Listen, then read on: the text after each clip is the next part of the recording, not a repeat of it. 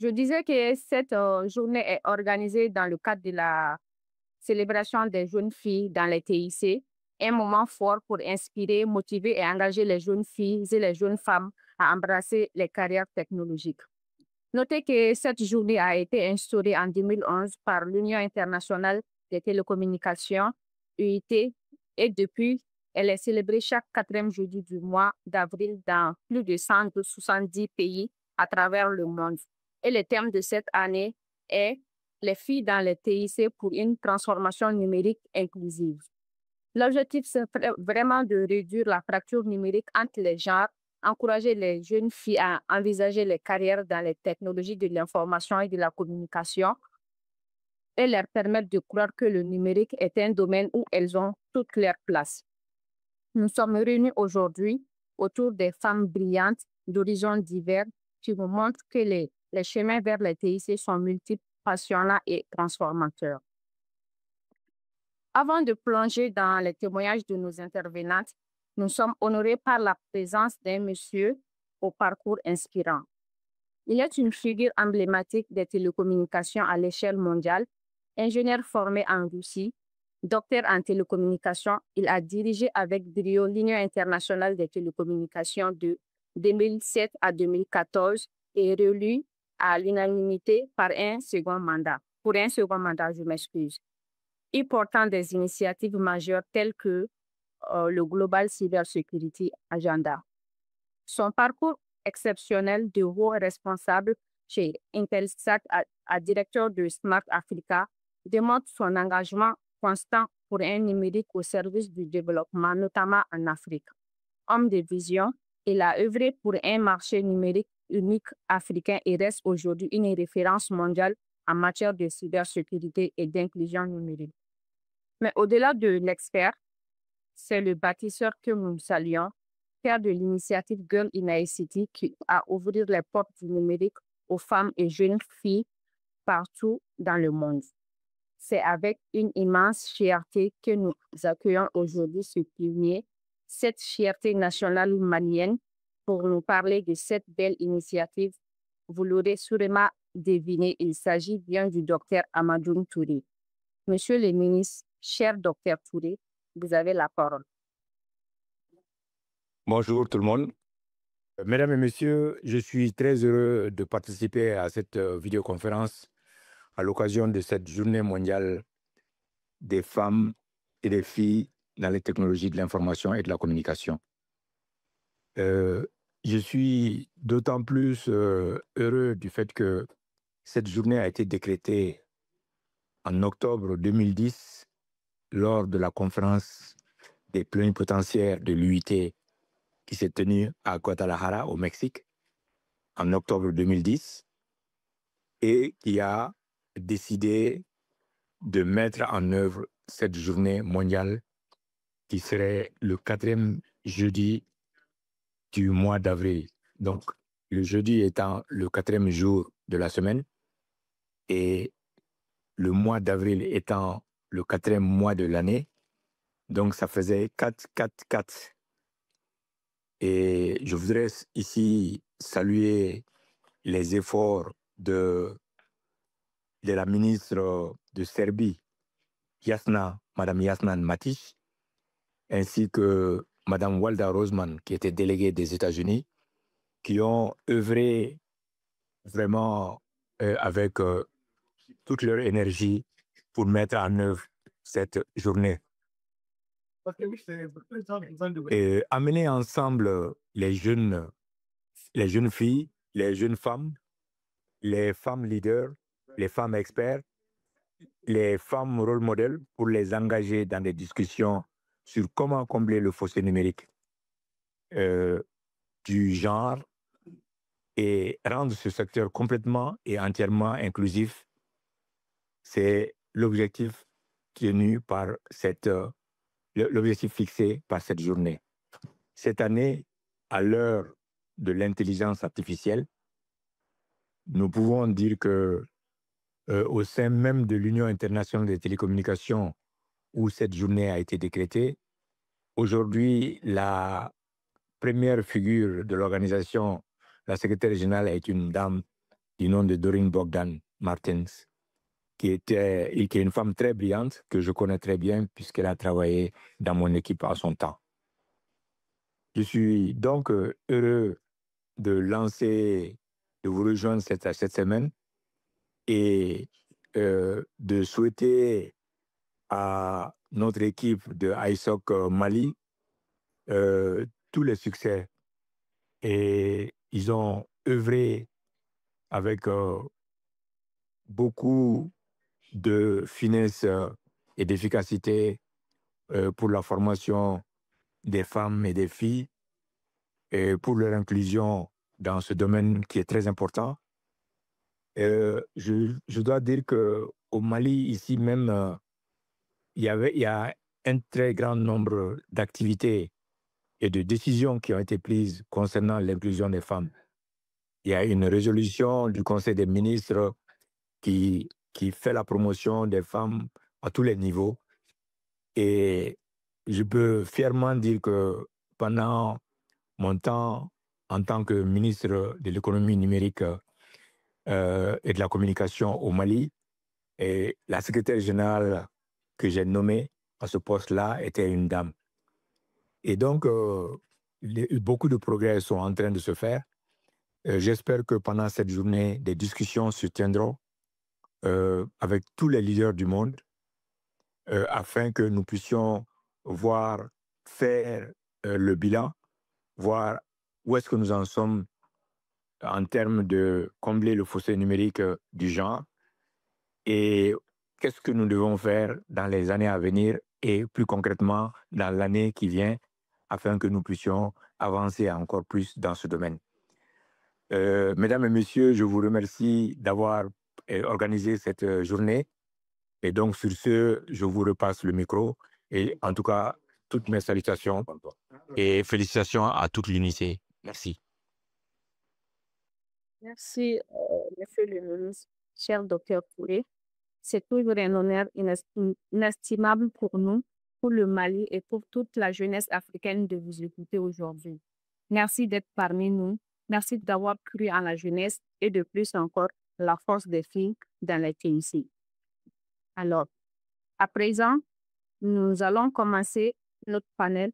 Chaque intervenante disposera exactement de 10 minutes. Notre première intervenante est évidemment du Mali. Journaliste et experte en PIC, directrice exécutive de l'association Femmes éthiques du Mali, pour nous parler un peu de son parcours. Alors, Madame Assetou Diarra Diallo, qu'est-ce qui vous a le plus inspiré à vous lancer dans le domaine des TIC? Okay, bonjour à tous et à toutes. C'est toujours un honneur et surtout avec beaucoup de satisfaction que j'aime prendre la parole en pareille situation. Comme vous l'avez si bien introduit, moi je suis directrice exécutive de l'association Femmes éthiques, entendée par la femme et technologie de l'information et de la communication. Une entité engagée pour l'autonomisation des femmes et des jeunes à travers l'utilisation et une appropriation des technologies de l'information et de la communication. Alors, qu'est-ce qui m'a inspiré à rentrer dans les technologies de l'information et de la communication ou le numérique de façon générale? J'étais tout d'abord inspirée par mon père, Feu Bakary Diarra. C'était un électronicien en aviation. Et il adorait tout ce qui était technologie. Donc, tout le temps, il y avait des technologies qui traînaient à la maison. Il en créait. On faisait des paraboles ensemble. Et donc, depuis tout ce temps, on avait un ordinateur. C'était dans les années 1995. On avait un ordinateur qui avait Windows 1995, pour ceux qui connaissent ça, avec des disquettes et tout. Et donc, c'est quelque chose qui m'a tout de suite passionnée. Pas le fait de savoir comment est-ce que ces outils étaient conçus, mais surtout comment est-ce que moi, je pouvais tirer profit de ces outils-là. C'est vraiment la première inspiration, le premier amour que j'ai eu à aller vers cet outil. Et suite à ça, j'ai tout de suite rejoint des associations qui œuvraient justement à faire la promotion de ces outils auprès des jeunes, comment est-ce qu'on pouvait utiliser Word, les bureautiques, pour pouvoir faire nos CV, pour pouvoir faire nos présentations, ainsi de suite.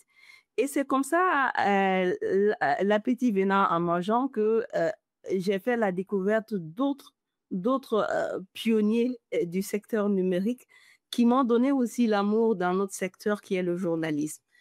C'est toujours le traitement de l'information, la production et la diffusion. Ils sont d'ailleurs assez liés, je trouve. Mais voilà, donc j'ai construit cette envie, cette vision d'aller dans le numérique en m'appuyant sur les compétences que j'avais apprises à l'université. Donc, c'est un peu cela. Pour ne pas être trop long. Excusez. Cela me pousse à vous poser une deuxième question. Je voudrais bien savoir le moment décisif de votre carrière. Quel a été le moment décisif de votre carrière? Très bien. Justement, avant de répondre à cette question, il y a une question fondamentale qui est là, justement. C'est pourquoi vous avez choisi cette thématique de l'implication des femmes dans la transformation du numérique. Parce que justement, nous ne pouvons pas nous priver de savoir-faire de cette grande partie de la population que constituent les femmes et les jeunes. Dans ma carrière, je peux dire j'ai deux moments principaux. D'abord, Femme Éthique, ça a débuté depuis les années 2007. On a eu notre récépissé en 2009. On a très souvent mené des activités de façon bénévole, quelquefois financées, quelquefois bénévolement. Mais à côté de cela, et vu que j'ai une maîtrise en gestion, j'ai été d'abord commerciale dans une solution qui ne vendait que des solutions informatiques. Et après, j'ai été responsable commerciale. Donc, j'ai fait 7 ans de carrière dans cette solution nommée SIS Afrique, où je ne vendais que de l'interconnexion de sites, des solutions de sauvegarde, de l'installation de data centers, vous voyez, que des solutions informatiques. Et cela a été décisif dans ma carrière parce que c'était un poste où je me suis rendu compte que les nouvelles techniques, il ne faut pas forcément être ingénieur, forcément, pour pouvoir apporter quelque chose dans ce monde du numérique. En tant que commercial, tant que moi, je ne travaillais pas, ben, les ingénieurs, ils ne pouvaient pas travailler. Donc, quelque part, il fallait que moi, je m'approprie ces technologies, même si je ne pouvais pas les déployer, il fallait que je me les approprie quand même pour pouvoir faire tourner la société. Juste pour vous dire que c'est important de voir qu'est-ce que je peux apporter réellement, quel que soit le domaine dans lequel je suis. L'autre phase qui a été vraiment décisive pour moi, c'est quand j'ai quitté ce poste de directrice commerciale pour me consacrer à la direction de l'association Femmes Éthiques. Là encore, je suis tout le temps en contact avec des jeunes filles qui viennent, par exemple, qui me disent, bon, je suis développeuse. Moi, je vous donne juste le cas d'une jeune dame qui est venue à moi, qui travaille actuellement à Femmes Éthiques, qui est développeuse, qui, le jour où j'ai fait son entretien, me dit, oui, bon, moi, je suis développeuse et j'ai développé une application qui lutte contre les violences basées sur le genre. J'ai dit, oui, c'est très bien, tu as développé. Maintenant, pourquoi tu as fait ça? Parce qu'en fait, c'est ça. Quand on fait que de la tech, souvent, on réfléchit beaucoup de tech. Alors qu'en réalité, le premier pas, c'est de se demander à quoi je peux servir, à quoi la technologie que je vais créer va servir, quel est le besoin exact qui est là dans mon pays qui peut servir à tout le monde vers lequel je peux m'investir.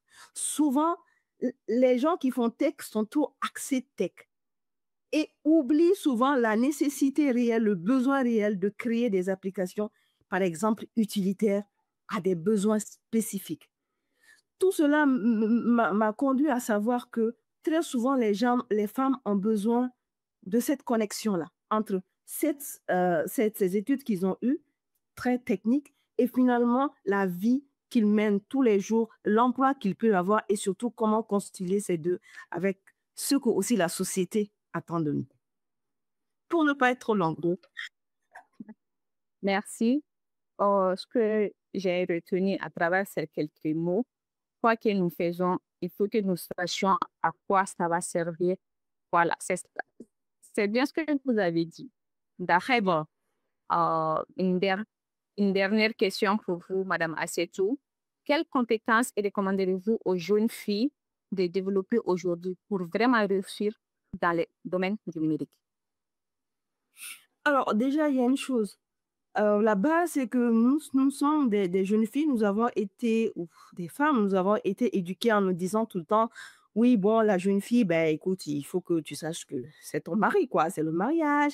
Même en public, tu dois pas trop hausser le ton quand il y a des hommes. Déjà, il faut qu'elles aient confiance en soi, il faut qu'elles aient confiance en elles-mêmes. Quand tu veux évoluer dans ce monde du numérique-là, il y a quelque chose qui est impitoyable, on va dire ça comme ça, c'est la compétition. Il n'y a pas question de hommes et de femmes. Quand tu es dans ce monde du numérique là, tu es jugé en fonction de tes compétences. Il n'y a pas de ça qui tienne dire que oui, je dois aller cuisiner après le repas. Non, la technologie est justement là pour ça. Et c'est pourquoi moi, j'encourage les jeunes dames à aller vers des filières du numérique. Parce que justement, on peut travailler étant à la maison, on peut travailler en faisant d'autres tâches que la société nous impose. Il faut avoir la confiance en soi, de ça, de se dire que si je suis là, à tel poste ou à tel emploi ou dans telle situation, c'est parce que j'ai des compétences. Et que c'est à cause de c'est à cause de ces compétences qu'on me sollicite. Et il n'y a pas question d'avoir des excuses que les hommes ne mettent eux pas en avant. Il n'y a aucune raison. Dans le monde du numérique, ça ne tient pas. Et très souvent, dans ce monde même, on oublie même souvent que nous sommes des femmes. Quand on est sur le terrain, on oublie même qui est femme, qui est homme. Mais c'est justement ça toute la beauté, la confiance en soi. C'est extrêmement important. Il faut savoir communiquer. Il faut savoir communiquer avec la famille. Il faut savoir communiquer avec les parents. Il faut savoir avoir cette relation où on sait où est-ce que tu vas, qu'est-ce que tu fais et qu'est-ce que ça t'apporte à toi et à ta famille, ainsi que la société. Donc ça, ce sont des compétences parallèles qui ne sont pas forcément acquises à l'école, mais dont vous devez pourtant vous armer pour être très efficace dans ce secteur. Ayons confiance en nous, communiquons et osons. Merci beaucoup, Madame Assitou Diarra, pour ces mots vraiment inspirants et encourageants. À présent, nous allons prendre le vol et atterrir au Tchad. Au Tchad, il y a Madame Ouidad Aboubakar Hissène, ingénieure en réseau télécom. Elle est doctorante en intelligence artificielle et chef de département au niveau de l'École nationale du Tchad. Ouidad construit les savoirs du futur en formant les esprits d'aujourd'hui. La première question que je m'avais vous poser est la suivante. Comment la recherche peut-elle favoriser l'inclusion des filles dans les STEM? Bonjour à toutes et à tous. Bon, déjà, avant de répondre à votre question, j'aimerais vraiment dire que c'est un honneur pour moi de prendre part à ce panel interchapitre organisé à l'occasion de la journée de la jeune fille dans l'éthique. Cette journée qu'on célèbre chaque année est bien plus qu'un simple événement pour nous. C'est un rappel puissant de l'urgence d'agir pour garantir que les jeunes filles et les femmes puissent occuper pleinement leur place dans le paysage numérique. Alors, moi, en tant qu'enseignante-chercheuse, je me dis, bon, j'ai classifié ces problèmes-là en 6 points. Alors, pour moi, la recherche peut étudier les obstacles auxquels les filles sont confrontées dans le STEM, tels que les stéréotypes du genre, Recording in progress. tels que le manque de modèles féminins ou les attentes sociales. En comprenant ces défis, il semble plus facile alors de concevoir des solutions adaptées. Alors, le deuxième point que je pourrais citer aussi, c'est aussi l'analyse des programmes éducatifs qui existent aujourd'hui. Je pense qu'il est important d'évaluer l'efficacité des initiatives qui existent actuellement, donc de voir qu'est-ce qui existe en termes de bourses, de campagnes de sensibilisation, pour identifier ce qui fonctionne réellement, surtout en Afrique, et attirer les filles vers le STEM, et ce qui peut vraiment améliorer les conditions des filles des filles. Mais aussi, la recherche peut, mais d'ailleurs c'est ce qu'on fait chaque jour, développer des approches éducatives, mais qui sont très inclusives. Je m'explique. Donc, grâce à des études sur des méthodes d'apprentissage, la recherche peut proposer des approches éducatives qui encouragent davantage les filles à participer en général dans ces disciplines-là. Je ne sais pas ce qui se passe dans les autres pays, mais au Tchad, par exemple, Nous sommes toujours dans cette approche de sensibilisation où chaque jour, depuis les primaires, on cherche à dire aux filles que non, le STEM, ce n'est plus que pour les hommes comme d'habitude, mais c'est pour tout le monde en fait. Toutes les filles ont leur place ici. Donc, il est important de mettre en lumière peut-être c'est que toutes les autres formes. D'ailleurs, en passant, je vous félicite pour cette activité-là parce que c'est important qu'on fasse ressortir ce que les autres femmes font. Ça encourage les autres filles à embrasser ces carrières-là, mais aussi, ça permet aussi d'influencer quelque part nos politiques, donc le gouvernement à travers des plaidoyers, ainsi de suite, et de créer des outils qui sont très adaptés. Et je ne sais pas, je suis enseignante de profil, j'ai tendance à beaucoup parler et je ne sais pas trop si mes 10 minutes permettront que je dise tout ceci. Merci. D'accord. Merci pour ces éléments clés à prendre en compte pour les filles. En fait, ceci m'envoie à vous poser une deuxième question. Selon vous, quelles sont les bonnes pratiques pour intégrer plus de filles dans les filières tech? Alors là, je m'en vais directement répondre à ça. C'est une activité que je fais chaque année. Déjà, je félicite euh, madame qui vient de passer. Je suis aussi de l'association Femmes éthiques du Tchad. Je suis la vice-présidente par l'occurrence. Donc, nous faisons des activités de sensibilisation dès le jeune âge. Alors, nous passons de temps à autre au lycée, à l'école primaire et tout ceci pour organiser des campagnes dans les écoles et briser ces stéréotypes-là qui est lié au genre et au métier technique. Je pense ces dernières années, avec ces sensibilisations, ça nous a beaucoup aidé. Et surtout qu'en partant vers ces sensibilisations-là, on ne parle qu'entre femmes, en fait, des femmes inspirantes qui ont des très bons boulots, qui ont réussi leur vie dans les techniques, et on les amène comme étant des mentors, en fait. Donc, les filles, en voyant ceci, elles se disent non, ces filières ou toutes ces carrières qui ont été toujours réservées pour les hommes au début ne seront plus pour les hommes. Alors aussi, ces dernières années, par exemple, je ne sais pas, je vais parler un peu du chat spécifiquement, nous sommes dans une approche de formation adaptée pour les filles. Vous savez, en tant que filles, nous avons ce problème-là de conciliation entre le foyer, l'école, la famille et les enfants. On a tendance à se marier un peu tôt, on a tendance à être très réservé, on a tendance à ne pas vouloir faire ceci ou faire cela parce que très tôt, on va tomber enceinte, on va avoir des enfants. Donc, on est un peu comme l'a dit tout à l'heure l'autre, on est un peu en dehors de la compétition. Or, le monde du numérique est un monde qui n'épargne vraiment pas les femmes, en fait, qui n'épargne vraiment pas. Donc, je pense qu'il est très, très important de sensibiliser les parents, les leaders communautaires, de l'importance de l'éducation des techniques des filles et impliquer aussi les communautés dans la promotion des filières techniques et les opportunités viables pour les filles.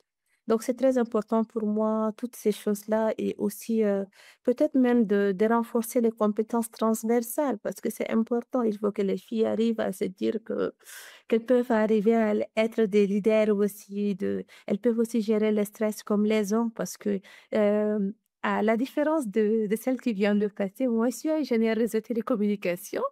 Donc, on a tendance à descendre sur le terrain au début, on a tendance à travailler avec les hommes, on a tendance à être vraiment tout le temps devant tout ce monde-là, en stress, en sueur, en tout ça. Donc, il est important qu'on panique pas, il est important qu'on arrive toujours à garder cet esprit femme-là, en fait, en nous, tout en gérant le côté stress, en gérant cette petite résilience-là, en fait, c'est très important. Privilégions alors la sensibilisation. Vous, Madame Rudat, en tant que chercheur et chef de département au niveau de l'École nationale du Tchad, vous avez dû affronter, sinon je peux dire, surmonter quelques obstacles. En tant que femme et chercheur, quels sont les obstacles que vous avez dû franchir pour parvenir à vous poser là où vous êtes aujourd'hui? Alors, je vais commencer déjà à partir pas en tant que femme chercheuse d'abord, mais en tant que femme ingénieure déjà. J'étais dans les opérateurs. Donc, il était mais très, très difficile dans ce monde rempli d'hommes, rempli de, des compétences masculines, en fait, de gérer cette histoire-là. Donc, il y avait déjà ce problème de stéréotypes genre où les idées sont telles que non, je suis une dame, on ne peut pas me laisser monter, par exemple, brancher tel ou tel équipement, je dois pas faire les toits, je dois pas faire ceci, ah non, j'ai pas le droit de...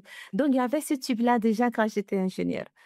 Plus tard, c'était cette sensation d'isolement, en fait.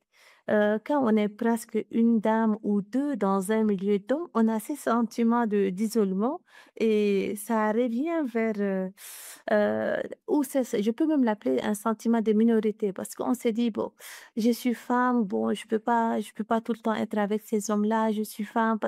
Donc, du coup, ça amène vraiment des sentiments d'intimidation, je pourrais le dire comme ça.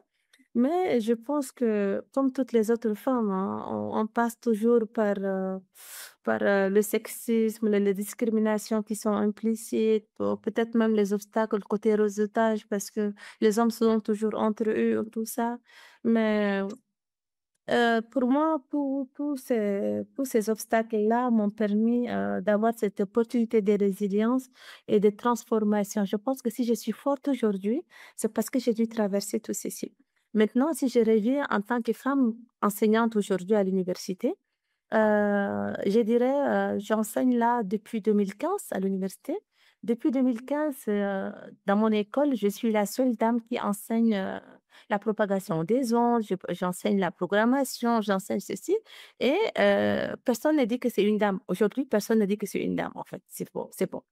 Qui enseigne la matière, c'est Madame Hudat, c'est fini, en fait. On n'a plus à dire est-ce qu'elle est compétente, est-ce qu'elle n'est pas compétente, parce que je me suis dit, il fallait, dès la première année, prouver que je suis autant compétente que ces hommes-là.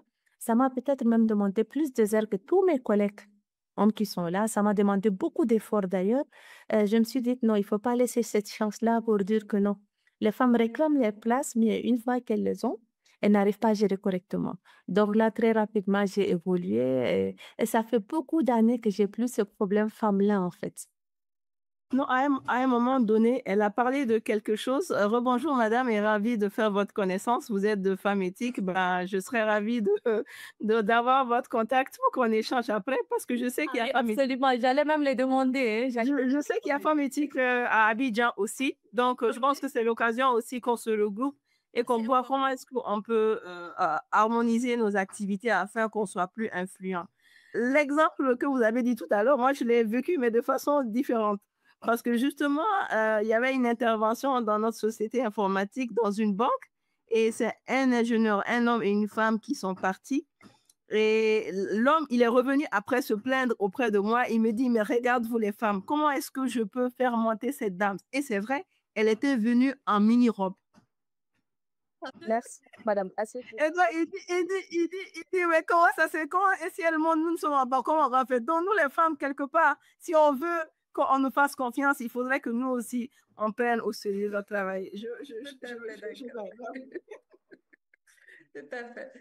Ok. C'est pas pour vous couper, madame Widad, mais c'est vraiment encourageant, c'est motivant de vous écouter. Mais le temps. Mais j'ai une dernière question pour vous. Une toute dernière question pour vous. Selon vous, et pour vous, je vais dire, comment voyez-vous l'avenir de l'inclusion numérique pour les filles et les jeunes femmes? Moi, je m'en vais directement à donner des actions très concrètes qui, pour moi, bon, déjà, ces dernières années, nous avons commencé à faire ces actions-là et ce sont des actions qui ramènent des solutions très, très concrètes. Alors, on a fait un plaidoyer pour un accès universel au numérique. Donc, avec l'expansion des infrastructures technologiques, notamment dans les zones rurales, les filles et les femmes auront cet avantage-là d'accès à Internet, aux outils numériques et aux plateformes d'apprentissage. Au Tchad, ces dernières années, ces activités-là se sont un peu multipliées. Ça nous a permis vraiment d'avoir une grande différence par rapport aux années passées. Mais une autre activité qu'on a prévue aussi, ce sont les éducations ciblées. C'est important, en fait. Les écoles doivent intégrer davantage l'éthique. Je ne sais pas si c'est au Mali et dans les autres pays, mais au Tchad, par exemple, à l'école primaire, on a rarement des cours d'informatique ou d'éthique, en fait. Donc, je pense qu'il est très important d'intégrer dès les bas âges ces outils-là, ces technologies-là, parce qu'on est dans un monde où la technologie dépasse toutes les... bon. Donc, il est grand temps que tout le monde se ressaisisse un peu tôt, et même les enfants qu'ils se retrouvent un peu tôt, et afin d'avoir ces approches-là qui sont spécifiques et motiver les filles. Mais plus important, comme je l'avais dit, c'est il faudrait de temps à autre montrer à toute cette petite fille-là que d'autres femmes dans cette vie ont réussi, en fait, c'est ça. C'est important qu'elle ait ces rôles modèles-là, des femmes modèles sur lesquelles elles peuvent dire, ah, quand je vais grandir, je vais devenir comme telle madame. En fait, c'est parce que cette dame-là, c'est important d'avoir ces modèles et des mentorats. Mais aussi, je vais profiter de ces micros-là pour demander à toutes les dames ici présentes de faire un plaidoyer continuel en réalité. Un plaidoyer à la main de toutes les politiques et les institutions pour mettre en place des politiques plus affirmées, telles que les subventions, des bourses pour les filles, les bourses spéciales pour les filles dans l'éthique, les quotas dans les entreprises, pour que les filles-là, une fois qu'elles finissent, il ne faudrait pas qu'elles chôment, un quota même dans les écoles d'éthique ou peut-être même où nous n'avons pas assez de moyens. Il faudrait que l'État mette à la disposition de ces filles-là des bourses d'études afin de les encourager. Je sais que je parle beaucoup, mais laisse-moi juste 2 minutes pour finir rapidement. Alors, je dirais aussi un changement de mentalité. On est en Afrique, on connaît nos réalités. Comme nous toutes, en fait, on est passé devant cette idée où nos parents ont refusé qu'on fasse de la technologie, qu'on fasse de la télécommunication. Il est grand temps, mais très grand temps qu'on se ressaisisse, en fait, qu'on sensibilise nos parents, nos tantes, nos mamans, nos cousins, nos cousines sur le fait que non, il n'y a pas de carrière femme, il n'y a pas de carrière homme, en fait. Il y a plus ici. Les filles ont le droit, aujourd'hui, les filles ont le droit de faire toutes les activités sans exception, en fait. Donc, Ok, merci, Madame Ouidat. le plaidoyer, ça, moi, j'en tiens vraiment. Mais un dernier pour moi, je pense qu'il est pour le monde aussi, hein, c'est très important d'avoir un monde prospère et équitable. Les femmes, si on tient les choses en main, on les fait correctement, en fait. On nous responsabilise, on fait nos tâches, mais avec... D'accord. Merci, Madame Ouidat. Rapidement, on se dirige vers le Cameroun. Il y a son micro qui est coupé, mais on continue. On se dirige vers le Cameroun. Notre intervenante incarne le lien entre le média et la technologie. Elle fait parler la technologie dans nos journaux en français, en anglais et en espagnol. Il s'agit bien évidemment de Madame Laurine Claudia Agna. Elle est journaliste chef de rubrique Tech et Web du Cameroun. Madame Laurine, vous êtes là? Bonjour. J'espère que vous allez bien. Alors, la première question que je vais vous poser est la suivante. Qu'est-ce qui vous a facilité votre prise en main de la rubrique Tech et Web dans un journal de la place? Je vous remercie déjà de m'avoir permis de participer à ce webinaire sur les questions de la technologie en rapport avec la jeune fille. Comment est-ce que j'ai fait pour prendre la main dans la tech au Cameroun? Je dirais simplement que, vous savez, chez nous au Cameroun, je sors de l'école de journalisme. Je n'ai pas une formation à la base sur la technologie. Mais déjà, à l'école de formation, nous avions souvent l'habitude de faire le montage audio, montage vidéo, montage également de presse écrite. On nous apprenait à monter les journaux, en fait. C'est tout ce que je connais de la technologie avant que je n'entre au quotidien, il intègre le quotidien Mutation, qui est le journal qui m'emploie. C'est un journal privé.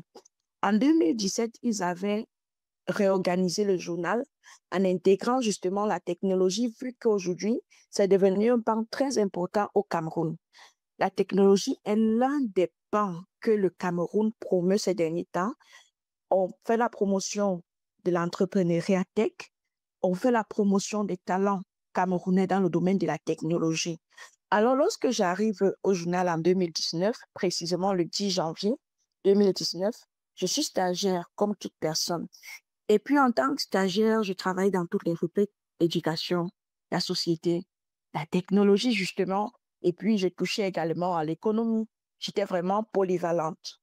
Sauf que un an plus tard, je veux dire 2 ans plus tard, en 2021, en janvier, celui qui occupait la rubrique est parti. On m'a confié cette rubrique. Je peux vous assurer que quand le boss a décidé de me porter à ce poste, je ne savais pas ce que j'allais faire.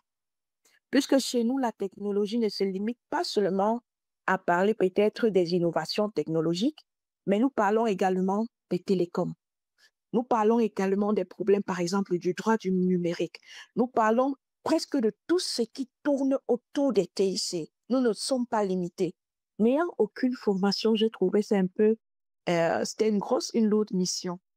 Mais avec le temps, j'ai su me faire une place parce qu'aujourd'hui, non seulement la rubrique, je la tiens depuis 2020, 2021, comme je vous ai dit. Jusqu'à aujourd'hui, j'y suis. Ça veut dire que certainement, je réponds à certaines exigences. Et je peux vous assurer qu'actuellement, dans mon bureau, je suis la seule femme, je dis bien la seule femme, qui occupe un poste de chef. Tout le reste, c'est les hommes. Donc, voilà ce que je peux dire au sujet de votre question. Et merci pour ce partage. Alors, comment les médias, selon vous, comment les médias peuvent-ils faire progresser l'inclusion numérique des filles? Vous savez, déjà, il faudrait d'abord que les médias intègrent le fait qu'aujourd'hui, la technologie est un pan important. Parce que par le passé, il y a toujours eu des rubriques classiques dans les médias. L'économie, la politique, les faits de société, la culture, et puis j'en passe. On se limitait juste à ça. Peut-être c'est parce qu'avant, la technologie n'occupait pas vraiment une certaine place. Mais aujourd'hui, vu que nous sommes dans un monde où on parle beaucoup plus de technologie, on parle d'intelligence artificielle, on parle de plein de trucs. Il est temps déjà d'abord pour les médias d'ouvrir déjà ce côté tech, c'est-à-dire même créer des rubriques. Parce que jusqu'ici au Cameroun, en ce qui concerne les journaux privés, le journal qui m'emploie est le seul à tenir une page tech. Maintenant, du côté de, si j'étends sur le territoire national, on n'a que la télévision nationale qui également a vraiment un pan technologie. À part cela, ça n'existe pas. Donc, c'est d'abord le premier point. Si déjà on ne reconnaît pas la base de la technologie, il sera difficile pour les directeurs de publication et les hommes de médias d'intégrer cela. Dernièrement, on a assisté à un séminaire sur l'intelligence artificielle. Si déjà aujourd'hui, les hommes de médias ont encore un gros problème avec l'intelligence artificielle en voyant seulement en elle une affaire de plagiat, ça veut dire que nous sommes encore très réfractaires à beaucoup de choses. Donc ça, c'est le premier pas. Admettre, ouvrir des rubriques de technologie, donner la chance aux jeunes filles, parce qu'elles sont nombreuses, qui font dans la technologie, mais qui sont cachées dans d'autres rubriques, justement, et qui n'arrivent pas à s'exprimer. Ça, c'est un problème. Et également, ouvrir un pas de la promotion du Made in Cameroun dans ces journaux-là. Parce que ce n'est pas vraiment tous les journaux qui se donnent de la peine à promouvoir ce que les Camerounais produisent. Aujourd'hui, nous avons au Cameroun, en Afrique, un Camerounais qui est le premier Africain à avoir produit un antivirus doté d'une intelligence artificielle, le tout premier Africain à avoir produit une telle chose. Mais presque, il est moins connu. Justement parce qu'il n'y a pas une certaine communication derrière, parce qu'on n'a pas développé ce côté. Et c'est un gros problème qui existe encore dans les médias africains. Donc vraiment, si cela pouvait être fait, on permettrait justement à la jeune fille de pouvoir s'exprimer et de montrer de quoi elle est capable. D'accord. Merci, madame. Ces éléments peuvent vraiment promouvoir l'inclusion dans l'éthique. Alors, j'ai une dernière question. Quel conseil donnerait-elle à une jeune fille qui est actuellement en ligne, qui suit le webinaire, qui doute de sa place dans ce domaine, c'est-à-dire le domaine des technologies? Moi, j'ai toujours l'habitude de dire que la jeune fille ne doit jamais se limiter. Il n'y a pas de limite à se fixer. je me souviens le jour qu'on m'avait placé chef de rubrique. Il y a aussi une femme qui est venue me dire, le jour où mon boss m'avait nommé, c'était en pleine conférence de rédaction de début d'année. Elle est venue me dire ceci. Elle était très fâchée d'ailleurs. Elle me dit, pourquoi tu as accepté ça? C'est-à-dire, en fait, je ne devais pas accepter qu'on me donne un poste de responsabilité. Voilà. Donc, la première des choses, c'est que la jeune fille ne doit pas se fixer les limites. Ce qui est sûr, il y aura des intimidations parce que, imaginez-vous, à peine arrivé, à peine 2 ans dans un journal, vous avez déjà un certain type de responsabilité. Et puis, vous avez peut-être des gens qui sont arrivés il y a beaucoup d'années avant vous, qui n'ont pas eu des responsabilités. Ça prête à confusion et puis peut-être ça crée des frustrations. Donc, il est question de ne pas se fixer des limites. Lorsque tu sais que tu es compétent et que tu sais que tu ne doutes pas de toi, tu ne dois pas te laisser intimider parce que les intimidations existent partout. Aujourd'hui, après avoir intégré cette rubrique, moi, je suis fact-checker. Ça, ce sont les opportunités que ma rubrique m'a ouvertes. Aujourd'hui, moi, je suis en master. Je fais un master en ICT, Applied ICT in Education. C'est toujours grâce à cette rubrique que j'ai obtenu ces opportunités. J'ai fait plein de formations derrière la rubrique Tech parce que j'ai eu des relations, j'ai eu des contacts, j'ai rencontré des personnes qui m'ont fait confiance et peut-être aussi qui ont cru en ce que je faisais. C'est pour ça que j'ai bénéficié de cette confiance et la confiance également de ma hiérarchie parce que vous savez très bien que dans certaines entreprises, il est difficile qu'on vous donne parfois la liberté de retourner à l'école quand vous travaillez déjà. Mais si déjà mon employeur m'a donné cette occasion, ça veut dire que je dois lui être reconnaissante. Donc, on ne doit pas se fixer des limites. On ne doit jamais cesser d'apprendre. On ne doit jamais cesser d'apprendre. Si je fais aujourd'hui Applied ICT in Education, est-ce que je connaissais les TIC avant? Non. Mais aujourd'hui, je peux parler de beaucoup de choses. Je peux réaliser plein de choses grâce à ce que j'ai appris à travers les TIC. Donc, pas de limites. Croire en soi, savoir qu'effectivement, il y a les responsabilités qui nous attendent, la famille, le travail et bien d'autres responsabilités sociales. Mais malgré cela, on doit toujours avoir une certaine ouverture d'esprit. Parce que si on se laisse envahir par nos responsabilités actuelles, on ne va jamais rien faire. On va se dire que, bon, écoute, on est trop occupé, il n'y a pas de temps et pourtant, on peut toujours trouver du temps chaque jour pour faire quelque chose. Donc, en gros, c'est ce que je peux dire. Merci bien. OK, pas de limite. Formons-nous continuellement et croyons à nos compétences. Ceci nous amène au Niger. Notre intervenante, s'appelle Madame Samira Tou. Elle est une pionnière de la cybersécurité au Niger. Elle est créatrice de communautés et d'opportunités pour les femmes. Actuellement, membre fondatrice de l'association des femmes tech du Niger. Madame Samira Tou, vous êtes là?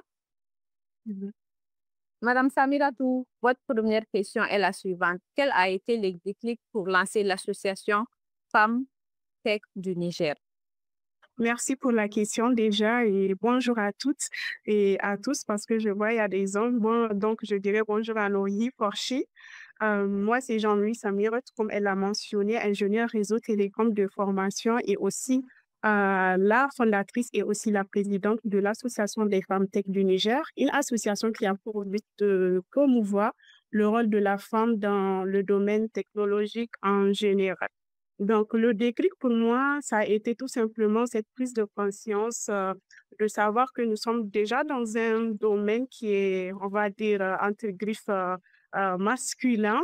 Et donc, il faut s'armer de courage, mais aussi de tenir la main, on va dire, à nos sœurs qui sont dans le domaine afin vraiment d'avancer ensemble. Donc, on va dire que Aftech se voit comme une plateforme de soutien, d'apprentissage et aussi d'opportunités pour les jeunes filles et les femmes qui sont déjà dans le domaine. Donc, pour assurer, on va dire, ces missions-là, on le fait sous forme de 4 axes que je vais essayer d'aller plus vite, à savoir la sensibilisation. La sensibilisation, pour moi, aujourd'hui, c'est très important parce que il faut il faut sensibiliser ces jeunes filles-là qui sont au lycée, collège, pourquoi pas, de leur dire que l'informatique ne se résume pas tout simplement à coder, parce que c'est ce qu'on a l'habitude de comprendre. C'est trop dur le code, j'ai pas le temps pour faire ça. On trouve que c'est vraiment trop technique l'informatique qu'il y a. La technologie est vraiment vaste et il faut sensibiliser les jeunes aux outils numériques. Peut-être une petite parenthèse, pour ma part, moi, euh, le choix de ma carrière a été vraiment très facile parce que, comme j'ai l'habitude de le dire aussi tout le temps, nos premiers rôles modèles, c'est les parents. C'est les parents et les gens qui sont autour de nous parce que, étant petite, on n'a pas, comment on appelle ce geste-là d'aller sur les réseaux jusqu'à suivre des mentors. Est-ce qu'on savait même qu'il y a des mentors parce qu'on n'a pas aussi cette notion de il faut savoir suivre celle-là pour s'inspirer, etc., etc. Donc voilà, je peux dire qu'il faut sensibiliser les gens aux outils numériques afin de comprendre réellement que la technologie ne se résume pas uniquement à tout ce qui est tech, câblage, etc. Le deuxième point, c'est la formation. La formation pour vraiment les donner ces compétences-là pour continuer et exceller dans ce domaine, comme l'a dit une intervenante qui vient de passer, il faut être compétente dans le domaine. La technologie, c'est soit tu connais ou bien tu connais pas. Il n'y a pas de demi-mesure. Après, il y a le troisième axe, il y a comment on appelle, mentorat. Le mentorat qu'on fait, c'est-à-dire on met à lumière ces femmes qui existent déjà dans le domaine. Parce qu'il faut savoir qu'il y en a des femmes dans le domaine, mais qui souffrent malheureusement de ce fameux syndrome d'imposteur. Elles sont là, elles codent, elles sont, comment on appelle, dans un quatre murs en train de coder ou bien de faire des belles choses. Mais grâce, comment je dirais ça, grâce aux stéréotypes qu'elle reçoit, tu dois rester à l'égard des écrans, tu ne dois pas te montrer, tu es une femme, tu dois pas oser t'exprimer et il faut laisser la place de tout ce qui est média, c'est pour les hommes, etc. Donc, c'est très important aussi de faire comprendre aux femmes qu'elles doivent se montrer pour inspirer ces jeunes filles-là à aussi ouais, embrasser ce genre de domaine. Le dernier point, c'est le point de plaidoyer. Parce il faut mentionner que tout, on a beau faire des sensibilisations, on a beau faire des formations, pour montrer qu'il y a des femmes qui font des belles choses dans ce domaine. Et si les autorités ou bien les chefs d'entreprise, les décideurs en quelque sorte de ce milieu, de cet écosystème numérique-là, n'applique pas des politiques en faveur de ces femmes, on va dire que c'est à moitié perdu. Donc, il est très important de faire des plaidoyers. Voilà, en quelque sorte, pour répondre à votre première question. Pardon, c'est pas pour vous couper la parole, mais ceci m'amène à vous poser une question qui a été inspirée de votre intervention. Selon vous, quelles sont les bonnes pratiques à adopter ou à mettre en place pour les filles qui sont dans les zones reculées, qui n'ont toujours pas la chance de bénéficier de ces activités de sensibilisation ou de ces formations, d'adopter vraiment ou de se diriger vraiment vers les carrières technologiques? À penser à cet axe-là plus précisément, pour ma part, je dirais que c'est de faire un livre sous forme de guide. Sous forme de guide qui va... Parce que même si on va dire il faut aller sensibiliser, leur donner l'accès à l'information, ils n'ont pas assez d'infrastructures qui va leur permettre infrastructures robustes qui va leur permettre d'accéder à ces informations-là. Donc, je disais, pourquoi ne pas les faire sous forme de livres, de petits guides pour vraiment les aider à lire et à comprendre comment on appelle l'importance de la technologie en quelque sorte et aussi les énumérer les différents débouchés que la technologie peut offrir. En quelque sorte, c'est sur ce point-là on a parlé à l'interne. Ces éléments de réponse. Maintenant, une dernière question pour vous. Pensez-vous vraiment que la cybersécurité est un domaine d'avenir pour les jeunes filles? Et si oui, pourquoi? Naturellement, je vais répondre oui. Merci pour la question. Comme j'ai l'habitude de le dire tout le temps, nous sommes dans une ère de transformation numérique. La cybersécurité doit être le cœur de cette transformation numérique parce que ça sert à rien de digitaliser nos services, nous-mêmes être sur l'Internet sans avoir cette sécurité-là qui va nous permettre de bien naviguer sur l'Internet et aussi aux organisations et entreprises en quelque sorte. Donc, tout naturellement, je répondrai oui. Et la cybersécurité est un domaine vraiment très prometteur. Non seulement pas parce qu'elle est bien payée, mais c'est parce que il le faut dans cette nouvelle ère et que je pense la diversité, l'intelligence de la cybersécurité a besoin de ces intelligences-là pour vraiment garder safe nos environnements et toutes nos activités qu'on fait sur l'Internet. Donc, en quelque sorte, la cybersécurité n'est pas un domaine qui est réservé à une élite, on va dire, de personnes. Chacun a sa place et c'est très important de diversifier les profils pour avoir une multitude on va dire, de solutions pour vraiment apporter cette sécurité dont le monde a besoin aujourd'hui. Merci, Madame Samira, pour Je vous en prie. message inspirant. À présent, nous allons au Congo, RDC. Notre intervenante, elle s'appelle Madame Deborah. C'est une voix forte pour les droits numériques et la sécurité des jeunes filles sur Internet. Elle est activiste, manager et trésorière du ISOP RDC. Madame Deborah, vous êtes là? Merci. Votre première question est la suivante. Quelles sont selon vous les menaces numériques auxquelles les filles sont le plus exposées? Merci pour la question et bonjour à tous et à toutes. J'espère que vous allez bien aussi. Je suis Déborah Bila, je suis activiste de droit numérique, analyste cybersécurité et actuellement trésorière du conseil d'administration ISOC RDC. Pour répondre à la question, ce que je voudrais en fait avancer d'abord, c'est que la plupart de choses qu'on rencontre en ligne, c'est vraiment des choses qu'on a l'habitude de rencontrer dans notre quotidien, dans notre vie en fait. Aujourd'hui, c'est vraiment l'Internet ou bien le numérique, c'est la virtualisation en fait de réalité qu'on vit physiquement en fait.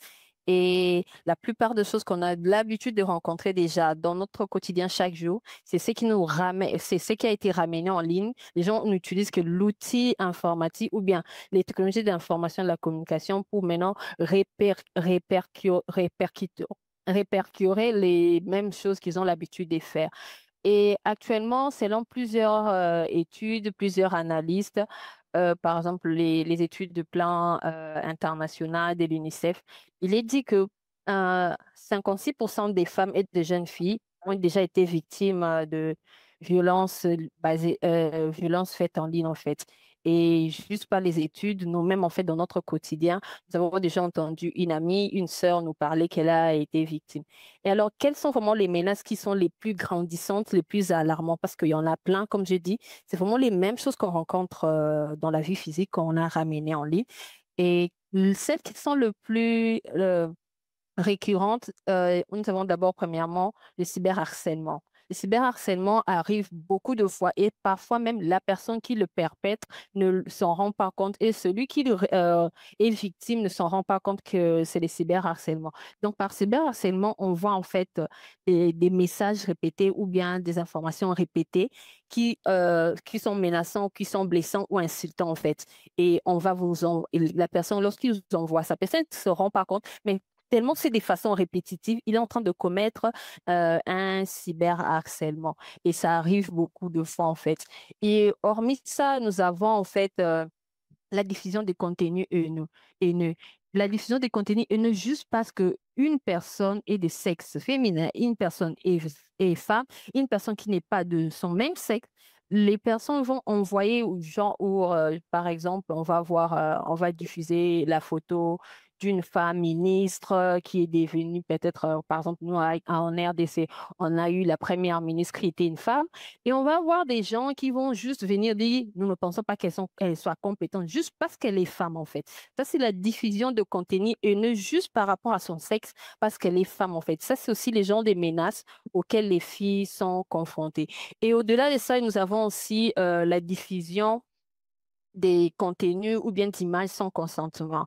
Ça nous est arrivé beaucoup de fois, surtout les jeunes filles, lorsqu'il est en amitié avec une autre personne, avec une fille ou un garçon, ils vont s'envoyer des vidéos hautes, des vidéos chaudes et tout. Et puis par après, lorsqu'il y a juste divergence, il y a mésentente, on va retrouver les vidéos, bien le contenu en ligne, en fait. Les gens vont diffuser ça. Et peut-être tu te rends compte, mais j'avais partagé seulement cette image à une personne. J'avais partagé cette vidéo à une personne qui était proche à moi. Mais aujourd'hui, tellement qu'on est en mésentente, elle a diffusé cela sur les réseaux, elle a partagé ça en ligne et votre réputation est ternie et votre image. Ça, c'est en fait, de façon symbolique, on dit revenge porn. On va voir ça, beaucoup de gens aujourd'hui, nous allons voir dans les groupes WhatsApp, on va voir, on a partagé l'image, la vidéo de tel, on a partagé quoi, les images d'une telle personne que vous connaissez, que vous ne connaissez pas. Et les gens se rouent pour aller voir, pour aller regarder en fait qu'est-ce qui est publié, qu'est-ce qui est. Et parfois même, ça occasionne aussi les phishing qui est aussi une forme de menace que les jeunes filles rencontrent en fait.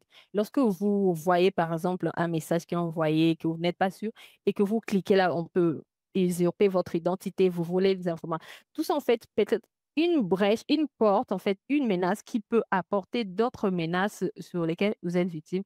Et souvent, parfois, les cyberhackers essaient toujours de cibler les jeunes filles parce qu'elles n'ont pas certainement peut-être les bonnes informations. Et au-delà de ça, nous avons un peu la manipulation psychologique dont on appelle l'ingénierie sociale qui arrive, qui atteint beaucoup les jeunes filles, dont les filles sont beaucoup victimes. La manipulation de l'ingénierie sociale, c'est en fait, pour aller de façon plus simple, par exemple, vous êtes là, vous recevez un message d'une personne, j'habite au Canada, et je suis pilote, j'ai fait ceci, je vous explique toute sa vie en fait. Et tellement les images qu'ils vous envoient sont tellement crédibles, vous vous dites, ah oui, c'est vraiment une personne, j'ai trouvé un ami au Canada, il peut m'aider avec les processus de voyage, j'envisage d'aller voyager. Et après, on peut vous voler de l'argent, on peut voler vos informations. Et après, vous vous rendez compte que la personne était fausse. Donc, il a utilisé juste la manipulation psychologique qui est l'ingénierie sociale.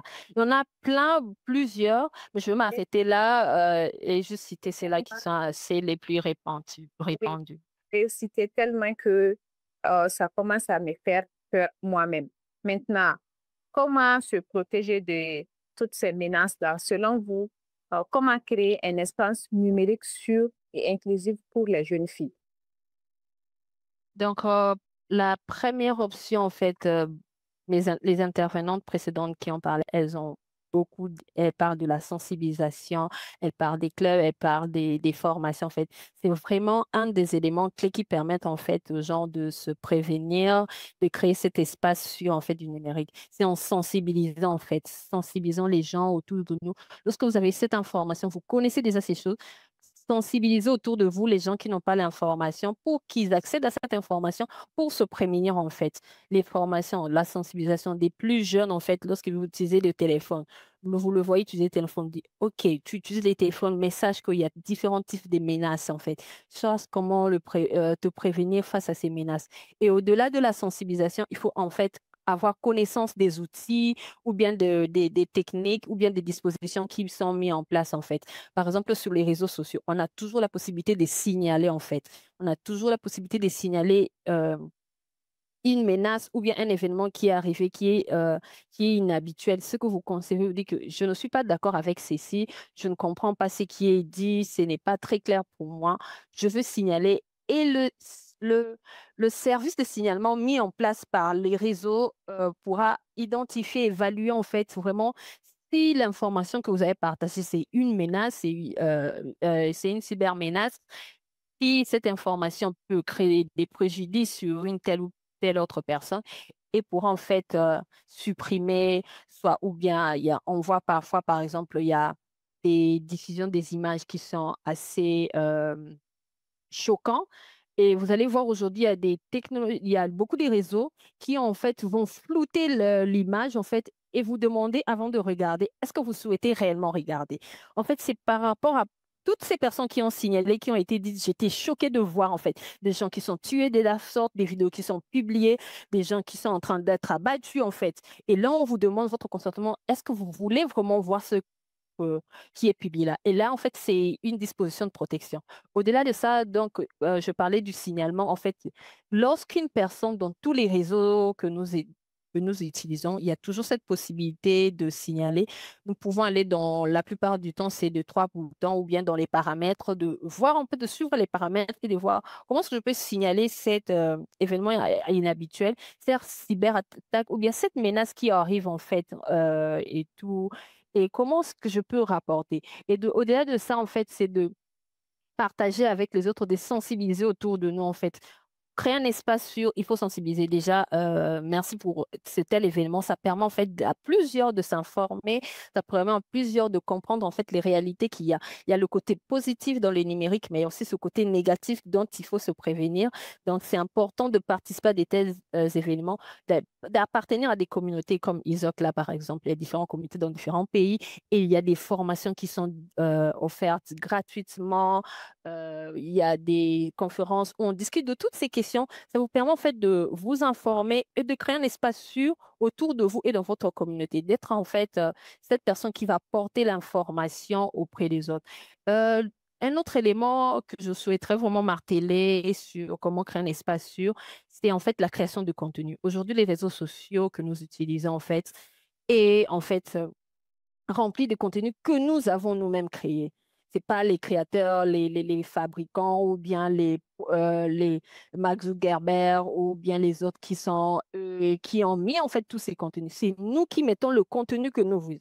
Quel genre de contenu en fait nous produisons pour créer cet espace sûr? Quel genre de contenu nous partageons sur nos réseaux sociaux? Quel genre d'informations nous partageons? C'est en fait quand ce que nous partageons de contenu positif et inclusif, c'est là en fait que nous créons cet espace sûr et inclusif pour les uns et les autres. Ok, merci Madame Deborah pour ces réponses rassurantes. Une dernière question pour vous. Comment mobiliser le plus de jeunes filles et de jeunes femmes dans le numérique? Je pense que ça va aller déjà de la sensibilisation. C'est là qu'on peut mobiliser enfin encore plus de jeunes femmes à rejoindre en fait cette minorité des femmes que nous avons actuellement. Je pense qu'il y a plusieurs années, je ne pense pas que les nombres étaient tels que nous sommes. Les pourcentages des femmes dans la tech étaient le même qu'aujourd'hui et ça augmente au fur et à mesure parce qu'on parle de la chose, parce qu'on incite les autres à le faire parce qu'on facilite les choses, on démontre que ce n'est pas de la magie, genre tout ce qu'on fait dans le numérique, c'est juste réservé à une élite. C'est non, non, non, en fait, c'est ouvert à tous. Il y a plein d'outils qui facilitent. Il y a des cours en ligne, d'être là, d'accompagner les jeunes, en fait, les mentorats, offrir son mentorat, par exemple. Vous connaissez une personne qui a des compétences, d'accepter, d'accompagner les autres femmes, de former, en fait, les femmes, les autres jeunes femmes, de les inciter par des sensibilisations et tout, et tout. Dans les écoles, moi, j'ai travaillé dans les organisations communautaires. Qu'est-ce qu'on faisait? On allait dans les écoles où les élèves, en fait, peut-être n'ont pas encore le cours d'informatique, mais on leur parle, en fait. Quand ils se disent, OK, il y a une jeune dame comme moi, elle est assez jeune et elle arrive à parler de ce domaine-là. Donc, moi, si je suis capable, en fait, de leur ouvrir, en fait, de leur dire que ce n'est pas seulement un domaine réservé aux femmes parce qu'on dit ingénierie, se dit, par exemple, pardon, réservé aux hommes parce qu'on parle d'ingénierie. Non, c'est ouvert à tous, en fait, et tout. Et les femmes, en fait, sont les plus recherchées actuellement. Et il y a plein de programmes qui favorisent, en fait, l'inclusion ou les faits d'inviter les femmes. Un autre élément, en fait, peut-être que je souhaiterais ajouter, c'est qu'en fait, de relier la tech au centre d'intérêt des jeunes, en fait, de rendre, en fait, le domaine assez ludique, en fait. Parfois, on a tendance à penser que les formations sont épuisante. On est là devant les écrans ou bien devant des machines. On est tout le temps là devant les chiffres. Il y a, quand on voit les binaires, les chiffres binaires qui passent lors des spots et tout, on a tendance à penser que non, en fait, de rendre en fait l'apprentissage ludique, en fait. Il y a plusieurs organisations aujourd'hui qui ont mis en place des applications qui permettent d'apprendre et de s'amuser en même temps, en fait, d'apprendre et de découvrir, en fait, en même temps, en fait. Comme si j'étais en train de jouer, de m'amuser, de juste jouer à un jeu. Mais en même temps, je suis en train d'apprendre dans ce jeu-là, je suis en train d'apprendre comment me sécuriser en ligne lorsqu'une personne rencontre tel défi en ligne, comment est-ce qu'il peut faire, comment est-ce qu'il... Donc, il y a des outils comme ça qui existent déjà, comme des organisations comme Tactical Tech qui ont déjà mis en place, il y en a plein. Et vraiment de les ouvrir dans plusieurs pays, de faire ces plaidoyers auprès de nos institutions pour qu'on puisse mettre en place que l'apprentissage numérique ne soit pas juste comme une corvée des plus, mais que ça soit assez ludique, ouvert et que ça puisse rencontrer en fait les centres d'intérêt des jeunes et de jeunes filles. OK. Merci, Madame Deborah. Merci pour ce partage hier ici inspirant et motivant. Il y a quelques minutes, j'ai constaté l'entrée en ligne de M. Victor. Je suis toujours disponible pour la cause de la promotion et de la vulgarisation de l'Internet et des outils technologiques. Bonsoir, M. Victor. Merci pour votre présence. Bonsoir, Caridia, et bonsoir à toutes et à tous. J'ai juste rejoint pour vous suivre et félicitations pour cette initiative. On parle beaucoup de l'implication de la jeune fille, des femmes dans les technologies, mais l'action est plus importante que tout discours qu'on peut tenir. Dans des initiatives comme ça, lorsque vous multipliez et lorsque c'est aussi dirigé par des femmes comme vous, vous êtes des modèles que d'autres jeunes filles vont suivre. Donc, juste pour suivre et vous féliciter pour l'initiative. Félicitations à tous les chapitres Internet Society qui ont collaboré pour faire que ce webinaire soit rendu possible. Donc, sous le leadership du chapitre Internet Society du Mali, ce qu'il y a le Cameroun, il y a la RDC, il y a le Bénin et tous les autres. Donc, vraiment, félicitations pour cette collaboration parce qu'ensemble, c'est là où on est plus fort et on peut avoir un impact plus élargi. Donc, je suis vraiment fier de voir que vous utilisez ce réseau des chapitres Internet Society pour collaborer et partager les expériences parce que même comme l'Afrique est un seul continent, les expériences diffèrent d'un pays à l'autre et le réseau des chapitres est vraiment important de l'utiliser et je suis fier de voir que vous l'utilisez à bon escient pour cette importante cause parce que malgré tous les discours, il y a encore cette disparité, mais je sais que avec des actions qui sont menées, des initiatives des chapitres, le fossé va se réduire au fur et à mesure et je suis certain que dans un futur proche, on ne va plus parler, on sera en train de chercher comment avoir plus d'hommes dans les technologies, dans les TIC. Donc, Oui. je félicite. Merci beaucoup, M. Victor. Merci pour tout ce que vous faites pour nos communautés. J'ai aussi noté l'entrée en ligne d'un autre monsieur, mais je vais continuer. Après, je vais vous dire qui c'est. À présent, nous allons au Bénin. Notre intervenante, elle est ingénieure et réseau et système d'information. Elle est actuellement aussi développeuse web.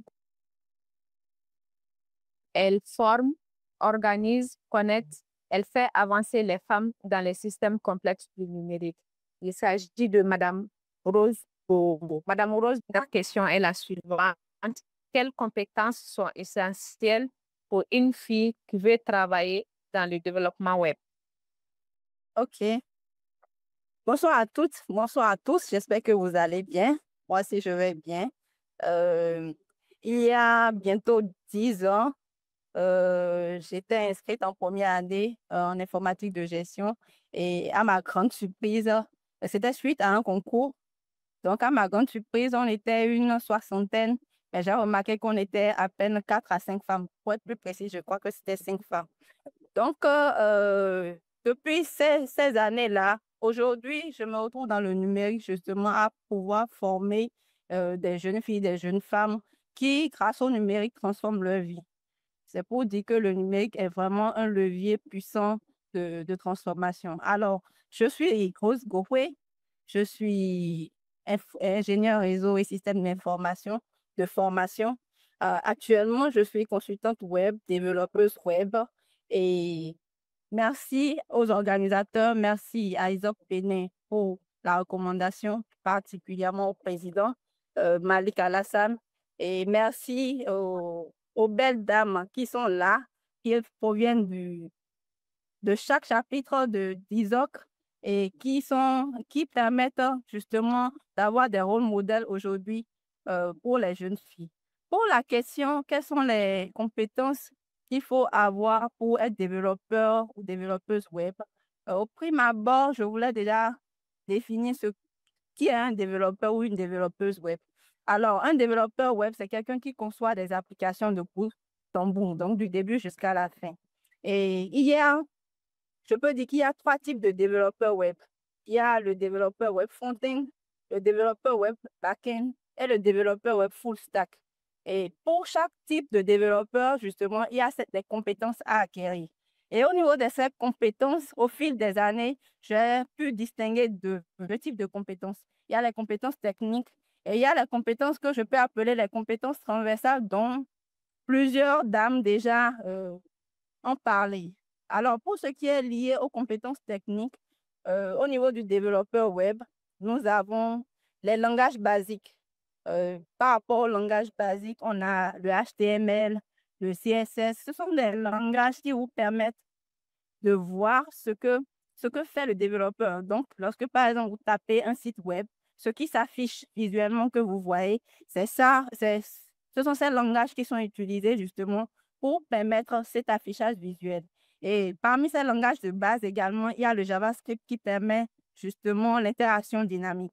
Et au fil des années, vu que la technologie évolue et qu'il ne faut pas recréer la roue, il y a des frameworks qui existent. Ces frameworks, ce sont un peu comme des packaging qui ont déjà des règles, des existants. Voilà. Donc, au niveau du développeur web front-end, les frameworks qu'on peut utiliser aujourd'hui, il y a le React, il y a Vue.js et autres, Angular et autres. Revenons maintenant au développeur web back-end. Au niveau du développeur web back-end, nous avons les langages basiques. Nous avons donc les langages basiques tels que le PHP. Le back-end, lui, il travaille en caché, en mode caché, voilà. Donc, il utilise les langages basiques tels que le PHP et autres. Et au niveau des frameworks également, nous avons des frameworks comme Laravel, Symfony, Python, qui est aujourd'hui très coté parce que très facile à apprendre, même si vous n'êtes pas un initié en développement. Voilà. Et quant au développeur web full stack, lui, il réunit justement les deux compétences des deux types de développeurs, donc front-end et back-end. Et voilà au niveau des compétences techniques.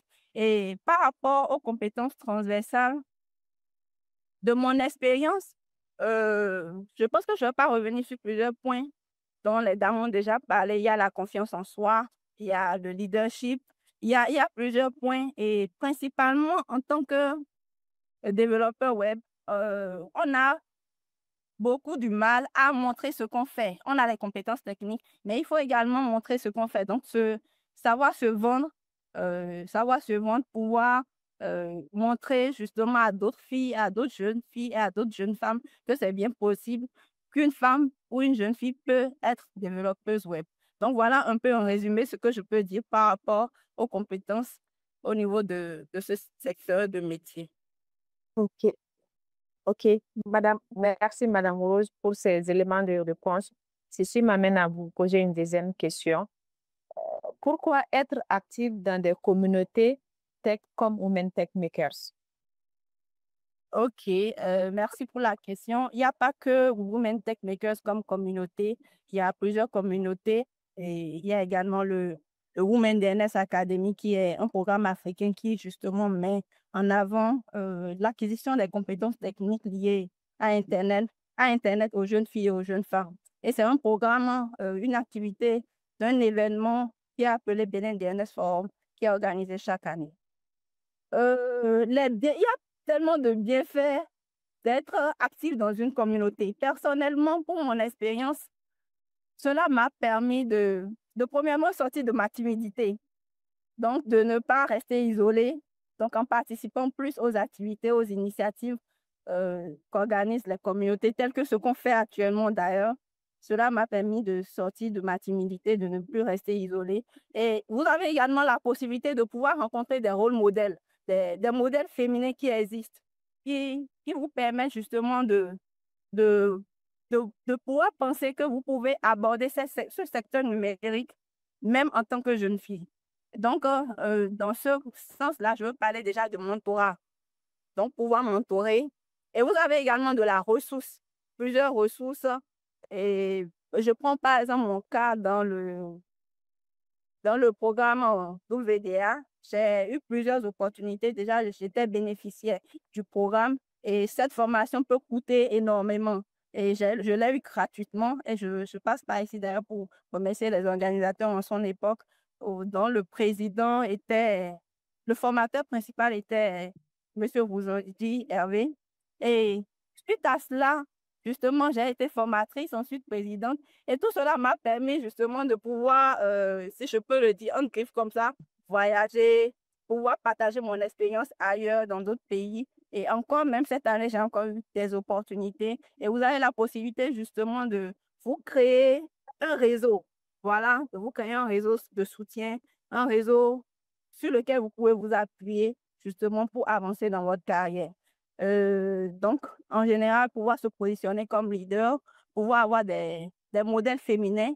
Et voilà un peu ce que je peux dire parce qu'en général, on dit souvent, seul, on va plus vite, mais ensemble, on va plus loin. Voilà, merci beaucoup.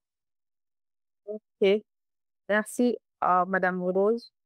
Seul, on va plus loin, mais ensemble, nous allons plus loin. Une dernière question pour vous. Que faudrait-il améliorer, selon vous, pour rendre le secteur des TIC plus accessible aux filles? Alors, pour rendre le secteur des TIC accessible aux filles, il y a déjà, au prime abord, je pense que c'est déjà à commencer par l'école primaire. Donc, déjà, pouvoir avoir des initiatives ou des programmes pour un peu plus tôt, donc insérer des programmes numériques dans les activités, soit ludiques ou même dans les activités scolaires au cours de l'année pour l'école primaire, par exemple. Et au niveau des familles ou des sociétés même, je pense qu'il faut briser justement ce stéréotype qui dit que, ce stéréotype de genre qui dit que certains métiers sont plus faits pour les hommes que pour les femmes. Et également, il y a les entreprises qui peuvent intervenir justement en favorisant l'équité genre dans leur recrutement. Aujourd'hui, on en voit un peu plus afin de promouvoir les modèles féminins. Je prends par exemple le cas des initiatives comme le Women DNS Academy dont je viens de parler tout à l'heure, du Women Tech Maker, et il y en a assez.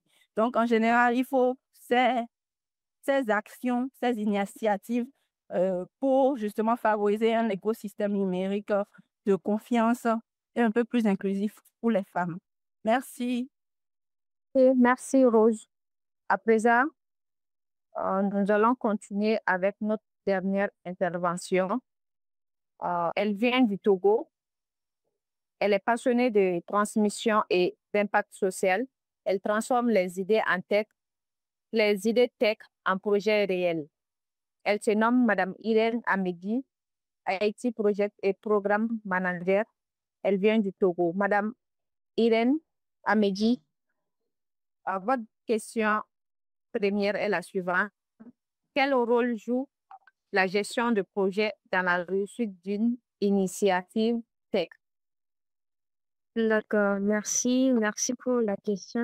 D'abord, j'aimerais définir c'est quoi un programme, un gestionnaire de projet ou, bon, le sens commun que nous tous, on dit souvent, c'est project manager, d'autres disent que c'est programme manager, d'autres disent que c'est product manager. D'abord, je vais définir les trois et on va voir en quoi ça se ressemble et en quoi ça se différencie. Un gestionnaire de projet, c'est quelqu'un qui gère un projet, comme on l'entend. Par exemple, quelqu'un veut construire un bâtiment. La personne qui est à la tête, ce n'est pas le client, mais c'est le gestionnaire de projet qui va tracer la voie pour dire on a besoin de ça, ça, dans tel délai et on a besoin de tel budget pour pouvoir vous donner ce que vous voulez. Maintenant, un programme manager, c'est un programme. Par exemple, les programmes de jeunes filles qu'on lance et les programmes de bourse qu'on lance et tout ça. Ça, c'est sur une période donnée et puis c'est fini. Maintenant, pour un produit, c'est pour une fin. Ça ressemble un peu à la première définition, comme ce que je disais que si quelqu'un veut bâtir une maison, la personne a besoin d'un gestionnaire de projet pour gérer cela, afin d'obtenir un produit. Mais là, un product manager, c'est beaucoup plus un produit du type, je veux sortir une marque ou bien je veux sortir un nouveau téléphone, une marque de téléphone, par exemple.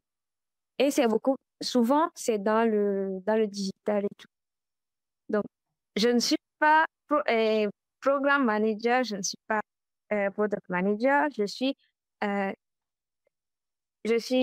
project manager, mais IT.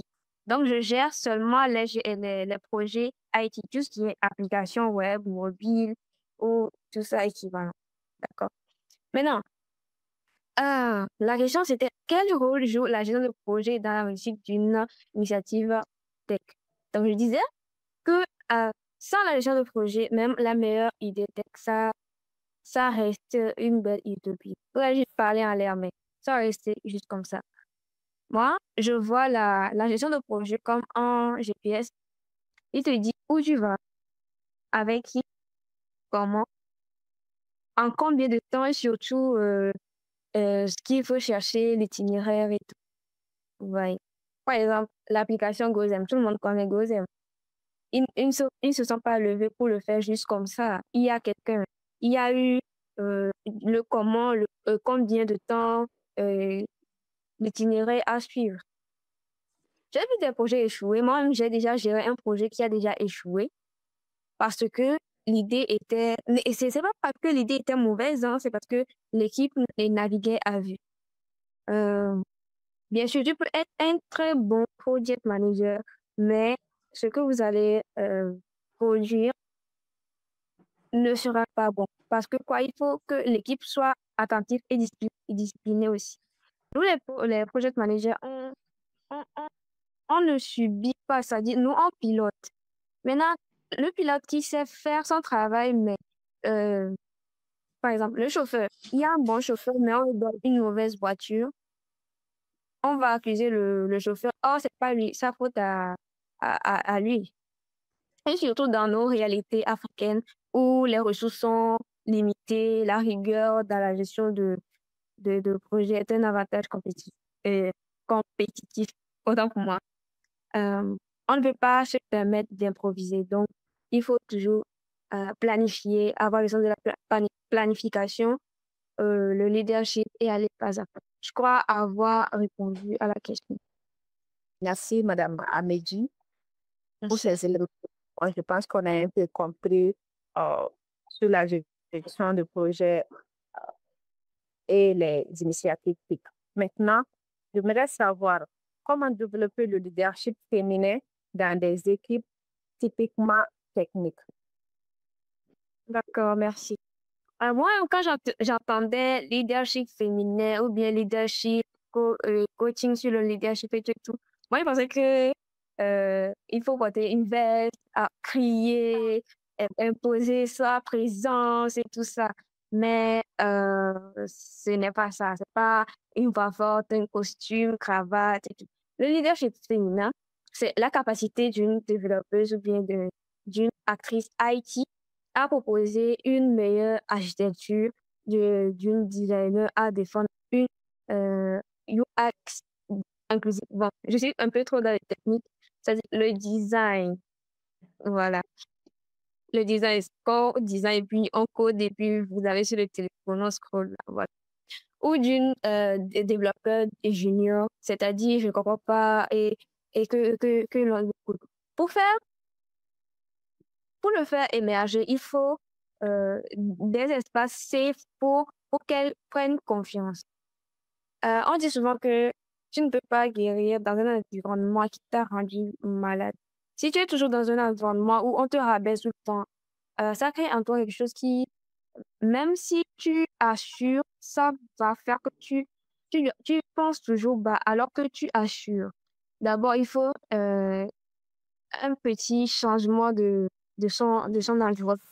Le second, c'est d'avoir les rôles visibles. Ce n'est pas pour rien, moi, je me suis lancée dans le project management. Je suis software ingénieur de formation, mais je me suis lancée dans le project management parce que je veux me dépasser, parce que je n'avais pas ce leadership-là. J'étais un peu trop timide et un peu trop confondue dans la masse, donc je cherchais à me démarquer. Donc, il y a plusieurs choses. Il y a être CTO, CEO, euh, comment on appelle le truc là? Un commercial et tout. Moi, j'ai vu que IT Project Management, ça va m'avantager de plus. Et comme j'ai le sens de l'organisation, ça m'a aidé. Aussi, et des hommes alliés, pas juste des spectateurs bienveillants. C'est-à-dire, euh, souvent, enfin, je pense toujours, moi, mon exemple, quand je suis venue dans l'IT, on disait que c'est un garçon, travail des garçons, et j'ai toujours eu peur et dit, ah, mais il y a eu certains amis à moi, les grands frères à moi qui m'ont rassuré que non, ça va aller, ça va aller, ça va aller. Donc, il faut que, pardon, les hommes aussi encouragent les femmes aussi dans, dans, dans leur lancée aussi. Voilà. Euh, dans une équipe, il ne faut pas juste chercher la personne qui est parfaite, mais la personne qui ose. Il y a des gens, ils ont des capacités, mais c'est juste leur timidité ou bien ce sens de leadership, le petit truc là qu'ils ont pas, qui les rabaisse. Je dis pas que je suis experte dans ça, mais moi aussi, je n'obéis pas sur les gens. C'est une toute dernière question pour vous. Comment, une fois dans le numérique, amener les jeunes filles et les jeunes femmes à atteindre le haut des échelles comme vous? Ah, on ne grimpe pas l'échelle, on ne voit même pas qu'elle existe. En vrai, on y va seulement. Donc, en premier point, il faut donner de la visibilité. Ce n'est pour rien, je me suis lancée sur les réseaux sociaux. Si je fais les trucs, personne ne sait. Qui va m'appeler pour me dire, ah, Irène, on a besoin de telle personne ici, viens. Par exemple, ma présence ici, ce soir-là, c'est parce que je suis visible que quelqu'un m'a vu, m'a dit, ah, Irène, viens parler de ça, ça, ça, ça. Vous voyez un peu, c'est pas juste se lancer sur les réseaux pour dire, aujourd'hui, j'ai gagné ça, aujourd'hui, j'ai eu telle promotion. C'est, il faut construire juste un CV pour montrer ce que tu sais faire pour qu'on puisse t'appeler à, à ce qui te correspond. Ensuite, il faut casser le mythe là, le haut de l'échelle, ou bien être à son prime, être en haut de l'échelle, en bas de l'échelle. Non. Tout le monde évolue à son rythme. On dit que c'est comme, ça fait du zigzag. Parfois on est en haut, parfois on est en bas. On n'est jamais en bas de l'échelle, on n'est jamais en haut de l'échelle. Là, je vais un peu dans le sens de, on ne se compare pas aux gens. Le haut, c'est pas forcément être un CEO ou bien être à la tête d'une startup. Le haut, c'est là où elle est alignée avec sa mission, où elle crée de la valeur, où elle inspire. Quand on voit ce que tu fais, on dit, ouais, j'aimerais te ressembler, comment tu arrives à faire ça, j'ai des difficultés. Voilà, tu peux te sentir dans ton haut. Mais il peut arriver que tu fasses de faux pas. C'est humain. Bon, je suis arrivée là parce que j'ai pris ma place, même quand personne ne me l'a donné. Oui, on dit, vous me voyez sur les réseaux, vous savez que je parle de plusieurs sujets à la fois, mais tu parles de choses différentes.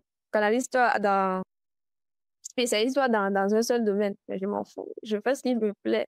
Ça me plaît, je fais. Je sais que ce que je fais, ça me rapporte du bien. Alors, je sais pas pourquoi je vais venir écouter quelqu'un d'autre qui ne fait pas qui n'est pas là où je veux être. Et j'ai fait communauté avec d'autres femmes inspirantes. Oui. Et j'ai pas de mentor spécifique, mais il y a des gens qui passent sur le réseau, des grands frères dans la communauté tech que j'ai demandé conseil, que j'ai écouté. Et j'ai transformé tu n'y arriverais pas à naissance pour acheter. Un dit, il faut laisser ça, faut pas aller. Ça fait de la force pour moi, d'accord? Et comment dire, l'échec, ça fait mal. L'échec, ça fait mal, mais comment on peut faire? C'est la vie. Donc, merci. Je crois que c'est bon. J'ai répondu à la question. Merci à Madame Amidji pour ces éléments de réponse. C'était notre dernière intervenante.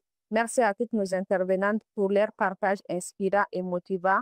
Chers participants, alors le micro est à celui qui veut de prendre. On va prendre maximum 5 personnes pour des potentielles interventions ou si vous avez des questions pour nos intervenantes. Tout à l'heure, excusez-moi, tout à l'heure, je parlais aussi de la présence d'une autre personne. Il s'agit de M. Doulay Maxi. Je ne veux pas lui donner la parole, mais c'est juste pour lui remercier pour sa présence, pour le soutien qu'il porte toujours à nos différentes communautés. Merci, M. Doulay Maxi, pour votre présence, pour votre soutien. Maintenant, chers participants, vous avez la parole. Ok, bonsoir tout le monde. Moi, c'est Malik. Je suis du chapitre malien d'Internet Society, président de la commission projet. Mon intervention va dans le sens d'un remerciement global et aussi d'encourager ces genres d'activités. Vous savez que l'axe collaboration est aussi très important comme tous les autres axes pour Internet Society. Et je pense que ces genres d'initiatives doivent être multipliées, que les chapitres puissent collaborer pour mener des activités ensemble. Et pour le cas particulier et spécifique de l'Afrique, autant vous avez parlé tout au long de ce webinaire du rôle du mentorat et le soutien et les échanges entre les chapitres ont aussi un grand rôle. Et l'Afrique est, je ne dirais pas en retard, mais n'est pas au même niveau que les autres. Donc, quand les chapitres vont travailler ensemble, ils vont s'inspirer les uns des autres et pourront faire bouger la ligne Afrique pour le bonheur des Africains.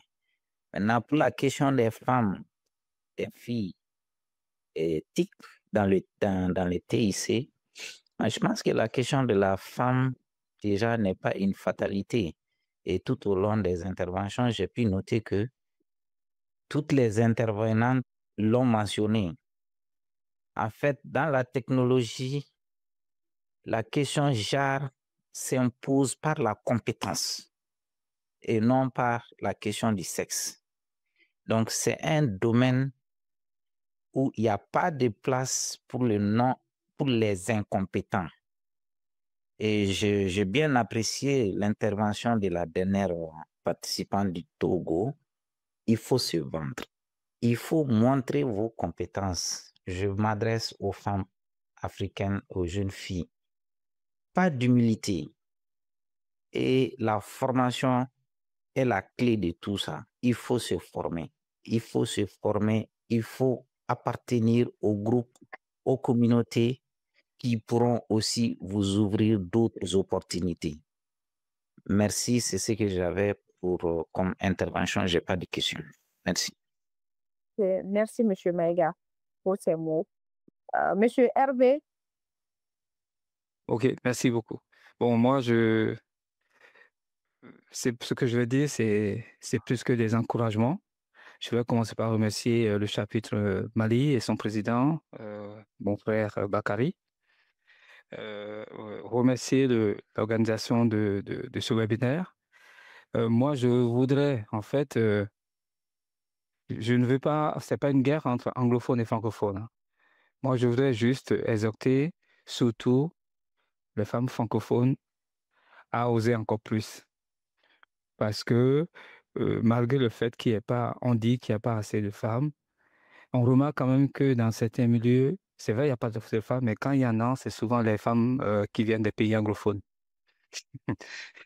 Donc, je voudrais demander à mes sœurs francophones, je ne sais pas s'il y a un effort à faire, mais vous le faites déjà l'effort.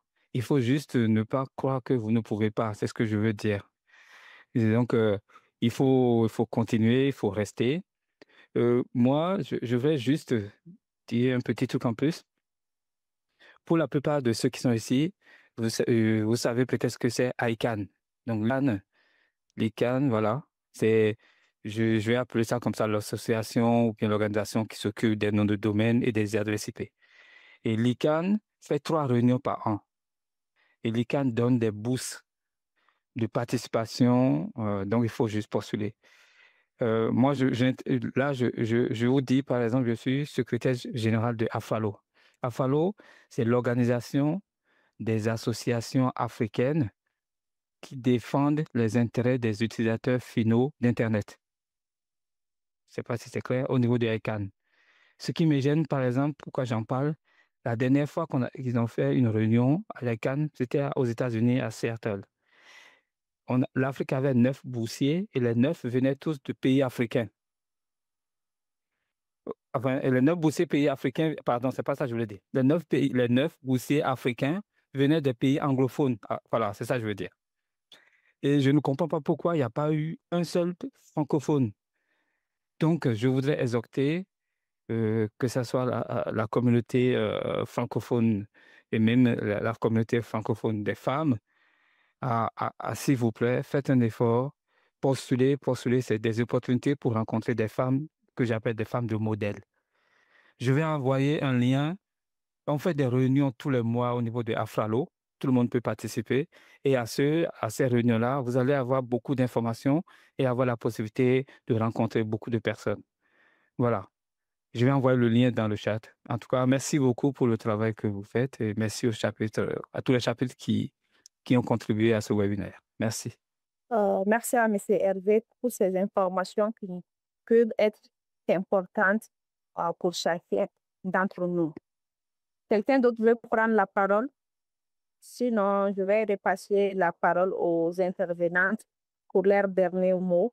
Chaque intervenante a 30 minutes pour son dernier mot. On va commencer par Madame Ouidat pour son Il y a dernier 30 minutes. 30 secondes. Oui, j'aimerais demander la parole. Oui, c'est qui, s'il vous plaît? Je vous remercie, je remercie l'initiative. En fait, un travail doit se faire depuis la base. Nous savons très bien que nos jeunes filles, après les collèges, ils font le lycée. Et d'ailleurs, même lycée, la plupart choisissent la série A4, littérature ou encore les séries tertiaires, comptabilité ou autres. Donc, il y a un travail qui doit se faire à la base pour sensibiliser nos jeunes filles sur les métiers de la technologie, les métiers de l'industrialisation. Donc, nos jeunes femmes ont parlé de l'activité qu'elles font dans la société, c'est très bien, mais j'aimerais à ce que cette initiative reste principalement dans nos têtes. Et chaque fois qu'on rencontre des jeunes filles, qu'on leur pose des questions sur leur orientation scolaire pour qu'elles puissent faire des recherches et par après entamer cette orientation. Merci. À présent, la parole est aux intervenantes. On va commencer par Madame Ouidat. Madame Ouidat, vous avez 30 secondes pour votre mot de fin. Si elle n'est pas là, Madame Assetou Diarra Diallo. Ok, d'accord. Bah, le mot de la fin, pour moi, évidemment, c'est que les nouvelles technologies sont vraiment une opportunité pour nous, les femmes, pour nous, les jeunes filles. Sachant prendre ce raccourci vers le développement et surtout sachant comment en tirer le profit, en tirer des opportunités utiles. Voilà, merci. Madame Hélène Amédi du Togo. Oui, j'ai une citation que je me répète tous les jours, c'est Everything I lose creates space for everything I need. Tout ce que je perds crée de la place pour ce dont j'ai besoin. Donc, quand on se sait, on postule à des trucs et on voit des échecs. Il ne faut pas juste s'attarder sur ça. Quand on perd quelque chose, c'est que ça part pour laisser la place à ce qu'on mérite vraiment. Merci. Et du courage à chacun. Merci beaucoup. Madame Rose Owo du Bénin. Oui, merci beaucoup. Je voudrais simplement demander aux jeunes filles d'oser, d'apprendre, d'échouer s'il le faut, mais de se relever pour continuer. Et lorsqu'une femme ou une jeune fille se fait former, c'est toute une communauté qui gagne. C'est également la famille qui gagne parce qu'aujourd'hui, dans le numérique, depuis la maison, depuis n'importe où tu es, tu peux travailler. Donc, oser simplement et avancer. Merci. Merci. Madame Déborah de la RDC. Ce que je pourrais partager actuellement, c'est de se dire, de se mettre en tête, en fait, que les technologies d'information, ce ne sont que des outils, en fait. Et c'est à nous de gérer, en fait, c'est à nous d'embrasser et les choses, de ne pas se limiter à ce que les gens disent, de ne pas se limiter à ce que les gens pensent, mais d'essayer, comme on vient de le dire, essayer encore, même si on échoue, essayer encore et on finit par réussir. Merci beaucoup. Madame Jean-Louise Samiratou du Niger. Merci, Madame Khadija. Et tout ce que j'ai à dire, c'est que soyons curieuses, formez-vous, parce que la technologie en soi n'est qu'un levier. En fait, c'est la vision qu'on fait de la technologie ou bien le fait d'avoir cette audace-là et ce courage-là d'avancer qui fait toute la différence. Et comme j'ai une citation aussi que j'aime bien et que j'applique bien dans mon parcours, c'est le Be the change you want to see in the world. Soyons le changement qu'on veut voir dans le monde. Nous sommes acteurs du changement et ça sent. Merci, Madame Samiratou. Et pour finir, Madame Laurine Claudia Agna du Cameroun. Merci beaucoup déjà pour l'initiative. Merci de nous avoir donné l'opportunité de participer. Je pense qu'il y a une forme politique qui avait pour slogan « J'ose ». Ça veut dire que chaque femme doit oser. C'est pas parce que basiquement nous avons peut-être fait des études en lettres qu'on se dit que nous ne pouvons pas avoir accès à la technologie. Nous ne pouvons pas être dans les métiers de la tech. Il suffit juste d'avoir un esprit disposé. Il suffit juste de se donner les moyens pour arriver. Et je pense que le tour est joué. Merci. Merci beaucoup. Ensemble, continuer à créer un Internet inclusif, sûr et plein d'opportunités pour toutes les filles et les jeunes femmes. Nous remercions sincèrement toutes les intervenantes pour leurs interventions puissantes, sincères et porteuses d'espoir. Merci à M. Victor, à M. Hervé. Nos remerciements aux partenaires et soutiens techniques pour la coordination de ce webinaire. Merci au public qui est venu nombreux pour participer à FINER. Espérons que cette session aura sémé des graines d'ambition, d'innovation et de confiance en soi dans le cœur de chaque fille et chaque femme présente aujourd'hui. Merci à tout le monde. À l'année prochaine pour encore plus d'impact. Allez, bye bye. Merci à tout le monde. Bye bye. Merci beaucoup. Bye bye.